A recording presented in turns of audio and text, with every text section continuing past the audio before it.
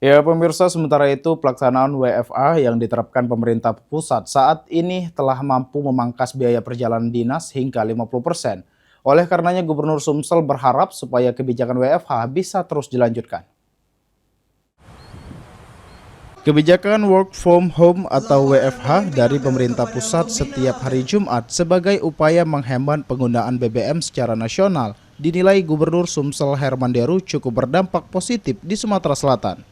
Pasalnya dengan ada kebijakan WFH, biaya perjalanan dinas di Sumatera Selatan bisa dipangkas sekitar 50%. Meski masih menunggu petunjuk pusat, Herman Deru menyebut kebijakan tersebut perlu diteruskan.